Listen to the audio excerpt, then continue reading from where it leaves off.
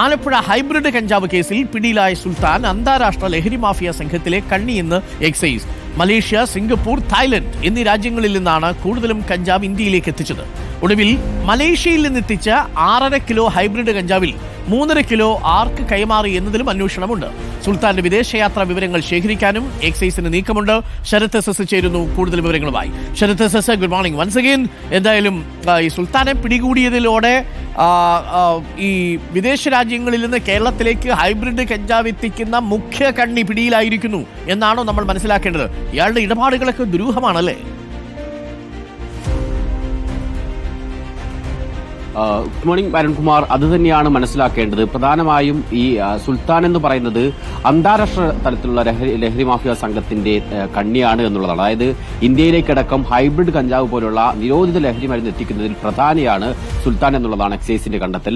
ഈ ഏറ്റവും ഒടുവിൽ ഈ മലേഷ്യ യാത്രയിൽ നിന്നാണ് ഈ ഹൈബ്രിഡ് കഞ്ചാവ് പിടികൂടിയത്. പക്ഷേ നിരവധി തവണ മലേഷ്യയിലും സിംഗപ്പൂരിലും തായ്ലാന്റിലുമടക്കം നിരവധി തവണ ഇദ്ദേഹം സന്ദർശിച്ചിട്ടുണ്ട്. അതിന്റെയൊക്കെ തന്നെ വിവരങ്ങൾ ഇപ്പോൾ എക്സൈസ് തേടി വരികയാണ്. ഇവിടെ അതായത് മലേഷ്യയിലും സിംഗപ്പൂരിലും തായ്ലാന്റിലും ഒക്കെ തന്നെ ഇത് ലീഗലി ഇത്തരം കഞ്ചാവുകൾ ഉണ്ടാക്കാനുള്ള അനുവാദമുണ്ട്. അത് ഇത്തരത്തിൽ മരുന്നിനും മറ്റും വേണ്ടിയാണ്. ആ രീതിയിലുള്ള അനുവാദമുള്ള രാജ്യങ്ങളിൽ നിത്യ സന്ദർശകരാണ് ഈ സുൽത്താൻ എന്നുള്ളതാണ് എക്സൈസ് പറയുന്നത്. അവിടെ നിന്നാണ് ഈ ലഹരി മരുന്നുകൾ ഇന്ത്യയിലേക്ക് എത്തിക്കുന്നത്.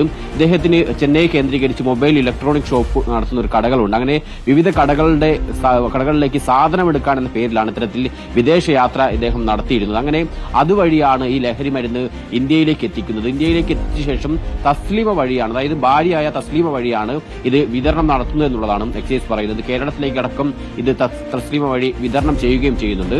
അതായത് മൊബൈൽ ഫോണിൽ ഈ കഞ്ചാവിന്റെ ഫോട്ടോ എടുത്ത ശേഷം ആവശ്യക്കാർക്ക് അയച്ചു കൊടുക്കും.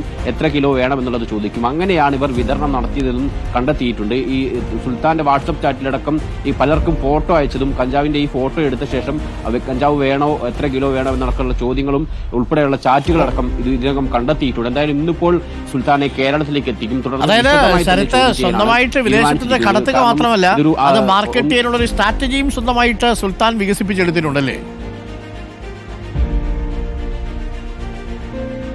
തീർച്ചയായും. അതായത് എങ്ങനെ അവിടെ നിന്ന് എത്തിക്കുന്നു, ഒപ്പം ഏത് രീതിയിൽ വിതരണം ചെയ്യണമെന്നടക്കമുള്ള കാര്യങ്ങളിൽ കൃത്യമായ ധാരണ ഈ സുൽത്താനുണ്ട്. ഭാര്യയെ ഉപയോഗിച്ചാണ് ഈ കേരളത്തിലേക്കടക്കം ഈ ലഹരി മരുന്ന് അല്ലെങ്കിൽ ഹൈബ്രിഡ് കഞ്ചാവ് വിതരണം ചെയ്തത്. സിനിമാ മേഖലയിലേക്കടക്കം ഇത് കൂടുതൽ എത്തിച്ചു നൽകുന്നതിൽ പ്രധാനിയാണ് ഈ ടീം എന്നുള്ളതാണ്. അതായത് സുൽത്താനും തസ്ലീമയും മാത്രമല്ല, ഇതിൽ കൂടുതൽ പേർ ഉൾപ്പെട്ടിട്ടുണ്ട് എന്ന് തന്നെയാണ് എക്സൈസും പറയുന്നത്. അത് അവരെ കൂടി കേന്ദ്രീകരിച്ച് ഇനിയിപ്പോൾ അന്വേഷണം നടത്തേണ്ടതുണ്ട്.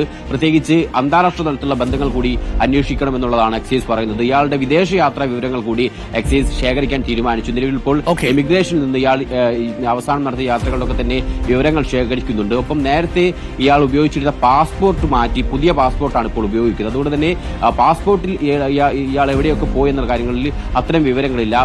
പുതിയ പാസ്പോർട്ട് എടുക്കാനുണ്ടായ സാഹചര്യം അടക്കം എന്തായാലും എക്സൈസ് ഇപ്പോൾ അന്വേഷിച്ചു വരികയാണ്. അതുൾപ്പെടെയുള്ള വിവരങ്ങൾ എക്സൈസ് തേടുന്നുണ്ട്. അന്താരാഷ്ട്ര തലത്തിലുള്ള കൂടി ലഹരി മാഫിയ സംഘത്തിലേക്ക് കൂടി അന്വേഷണം നീങ്ങുമെന്ന് വേണം മനസ്സിലാക്കാൻ. ഓക്കെ, താങ്ക് യു ശരത്താണ് വിവരങ്ങൾ നൽകിയത്. ചുരുക്കത്തിൽ സുൽത്താൻ ഒരു ചെറിയ മീനല്ല എന്നുള്ളത് പ്രേക്ഷകർക്ക് മനസ്സിലായിട്ടുണ്ടാവുമല്ലോ. വിദേശ രാജ്യങ്ങളിൽ പോയി ഹൈബ്രിഡ് കഞ്ചാവ് കൊണ്ടുവരിക, നാട്ടിൽ കൊണ്ടുവന്നതിന് ശേഷം മൊബൈൽ ഫോണിലൂടെ വാട്സപ്പ് സ്റ്റാറ്റസ് അല്ലെങ്കിൽ വാട്സപ്പിലൂടെ ഡീറ്റെയിൽസ് കൊടുക്കുക. നിങ്ങൾക്ക് എത്ര കിലോ വേണം? നമ്മുടെ നാട്ടിലൊക്കെ മീൻ കച്ചവടം നടത്തുന്നത് പോലെയാണ് ഇവിടെ ഹൈബ്രിഡ് കഞ്ചാവിന്റെ കച്ചവടം നടത്തിയിരുന്നത്. എന്തായാലും ആ പീസ് പൂട്ടി. ഇനി കുറച്ചു കാലം ജയിലിൽ കിടക്കാം എന്നുള്ളതാണ് ജീവപര്യന്തം മിനിമം. അതുറപ്പാണ് എന്ന കാര്യത്തിൽ സംശയമില്ല. അത്രയും വലിയ ക്വാണ്ടിറ്റിയാണ് കൊണ്ടുവന്നത്. സിനിമാ മേഖലയിലുള്ള പലർക്കും ഇത് സപ്ലൈ ചെയ്തിട്ടുണ്ട് ഭാര്യ വഴി എന്നാണ് നമുക്കറിയാൻ കഴിയുന്നത്. ഭർത്താവ് വിദേശത്ത്, ഭാര്യ നാട്ടിൽ റീറ്റെയിൽ. കൊള്ളാം.